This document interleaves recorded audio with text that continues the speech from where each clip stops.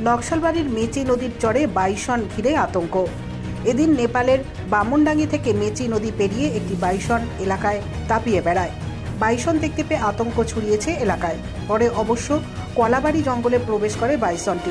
Bison ঘিরে সতর্কতা জারি করেছে বন দপ্তর। বাইসনের নজরদারি শুরু করেছে কলাবাড়ি বন দপ্তর। তবে এখনো পর্যন্ত জনবসতিপূর্ণ এলাকায় প্রবেশ করেনি বাইসনটি।